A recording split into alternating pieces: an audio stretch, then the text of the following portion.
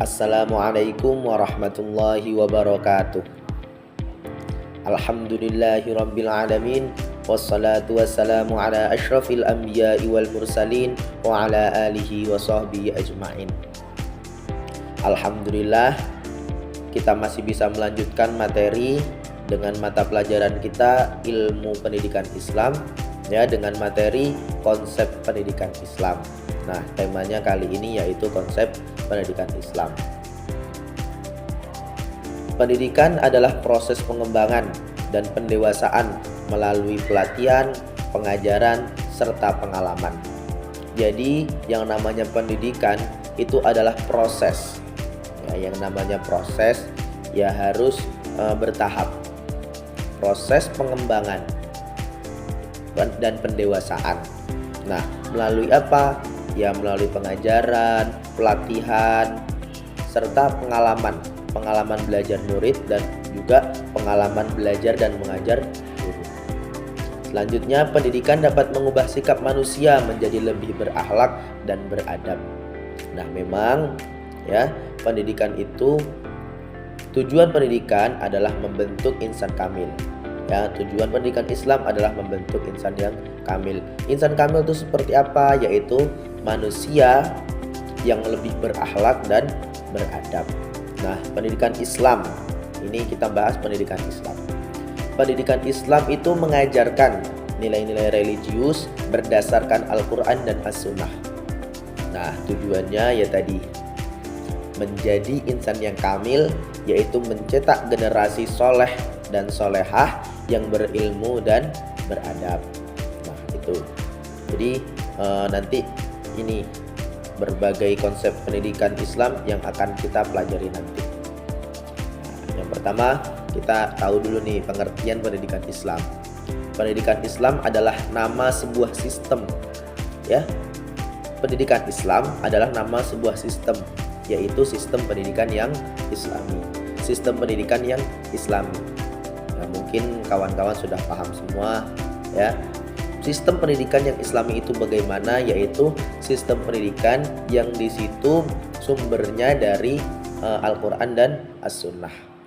Di sini menurut Zakiyah derajat pendidikan Islam adalah sekaligus pendidikan iman dan pendidikan amal.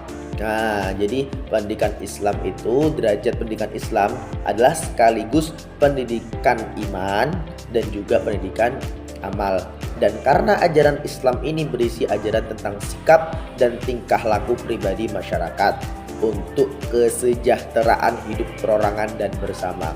Nah, ini menurut Zakiyah, ini relevan dengan diutusnya Nabi Muhammad SAW, maha gurunya guru di dalam pendidikan Islam. Itu innama bu'itsu liutamima makarimal akhlak. Nah, ini sangat sangat relevan dengan diutusnya Nabi Muhammad SAW di muka bumi ini.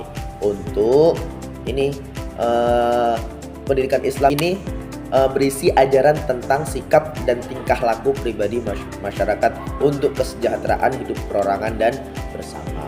Nah, lanjut ya. Yang kedua, yang B, itu ruang lingkup pendidikan Islam. Ya, ruang lingkup pendidikan Islam. Yang pertama yaitu dasar dan tujuan pendidikan Islam. Dasar pendidikan Islam identik dengan sumber Islam itu sendiri, yaitu Al-Quran dan Sunnah Rasulullah SAW yang dapat dengan dapat dikembangkan dengan ijma' dan qiyas. Ini menurut Muntahibun Nans, ilmu makanan pendidikan, di salah satu jurnal yang dibuat oleh Muhammad Muntahibun Nas. Judul jurnalnya Ilmu Makanan Pendidikan. Selanjutnya, menurut Abidin Ibnu Ruslan, ya, nilai yang diambil dari sumber pokok ajaran Islam yang harus dijadikan dasar bagi pendidikan antara lain. Nah, ini nilai yang diambil dari sumber tadi, sumbernya Al-Quran dan As-Sunnah. Nilainya apa aja yang mau diambil nih?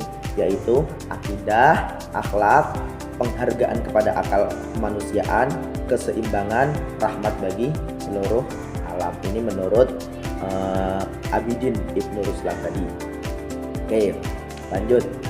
Menurut ajaran Islam, pendidikan agama adalah perintah Tuhan dan merupakan perwujudan ibadah kepadanya. Jadi pendidikan itu ya ibadah, karena memang jalan paling mudah menuju Allah itu adalah thariqah ta'lim muta'allim. Jadi pendidikan itu jalan untuk menuju Allah itu paling mudah adalah menuju belajar dan mengajar. Nah, ini lanjut saja. Dalam Al-Quran banyak ayat yang menunjukkan perintah tersebut, antara lain surah An-Nahl ayat 125, ud'u ila sabili rabbika bil hikmati wal mau'izatil hasanah. Nah, itu surah An-Nahl. Terus ayat 125. Lanjut lagi ada surah Al-Imran ayat 104. Nah, selanjutnya ya, menurut Hasan Langgulung ya, berbicara tentang ujian pendidikan Islam tidak mengajak kita berbicara tentang tujuan hidup, sebab tujuan pendidikan untuk memelihara kehidupan manusia. Jadi pendidikan Islam ini tidak mengajak kita berbicara tentang tujuan hidup, tapi tujuan pendidikan ini untuk memelihara kehidupan manusia. Tujuan hidup ini menurutnya tercermin dalam surah Al-An'am ayat 162. Nah, yang kedua tadi, ruang lingkup pendidikan Islam yang kedua yaitu peserta didik. Ya, tugas utama seorang peserta didik adalah mencari ilmu dan belajar. Jadi niat seorang peserta didik yaitu nawaitu ta'alluman izalatil jahli syukran ni'matal aqli talabal maradatillah. Apa artinya? Saya niat ya, jadi seorang peserta didik itu harus niat. Saya niat mencari ilmu liizalatil jahli, untuk menghilangi kebodohan atas diri saya. Liizalatil jahli syukran ni'matal aqli, karena Allah telah memberikan akal, saya berterima kasih telah diberi nikmat akal. Syukran nikmatal aqli talabal maradatillah. Jadi niat pendidikan, niat belajar itu adalah talabal maradatillah, mencari ridhonya Allah. Nah, selanjutnya yang ketiga, pendidik dalam konteks pendidikan Islam. Nah, pendidik sering disebut dengan murabbi, muallim, muadib, dan mursyid. Nah, ini di dalam pendidikan Islam ya, seorang pendidik itu sering disebut dengan murabbi, muallim, muadib, dan seorang mursyid. Nah, seorang muallim, seorang pendidik ini juga harus betul-betul ikut dengan sumber Al-Quran dan As-Sunnah. Selanjutnya yaitu yang keempat, tarbiyah wa ta'limiyah. Ini apa? Ruang lingkup pendidikan Islam yang ini apa? Yaitu proses pendidikan, yaitu mendidik dan pembelajaran. Mendidik atau pembelajaran. Selanjutnya, materi kurikulum pendidikan Islam tadi sudah sudah dibahas sedikit, sudah disindir sedikit tentang materi kurikulum pendidikan Islam. Jadi materi kurikulumnya ini diambil tetap dari Al-Quran dan As-Sunnah. Nah, nilai-nilainya apa aja? Nah, seperti akidah, ini yang paling utama. Akidah, ya kan, pendidikan moral dan akhlak, ya kan, pendidikan kejiwaan hati nurani, yaitu akidah. Akidah, fikih, akhlak, lalu sejarah kebudayaan Islam dan lain sebagainya. Nah, itu nanti nilai-nilai itu diambil dari sumber Al-Quran dan hadis. Selanjutnya, metode pendidikan Islam. Metode pendidikan Islam sangat banyak ya. Secara umum metode pendidikan Islam terdapat 5 poin nih umumnya, yaitu metode keteladanan, metode pembiasaan, nasihat. Pertama nih, saya ulang, metode keteladanan, metode pembiasaan, nasihat, metode pemberi perhatian, yang kelima yaitu metode hukuman. Metode hukuman ini adalah yang terakhir. Ya, mungkin cukup sekian yang bisa saya sampaikan, kurang lebihnya mohon maaf. Jadi kesimpulannya, untuk pendidikan Islam, apa konsep pendidikan Islam ini? Adalah pendidikan Islam adalah sistem pendidikan iman dan amal. Ya, poin pertama. Poin yang kedua, sumber dari pendidikan Islam adalah Al-Quran dan Sunnah.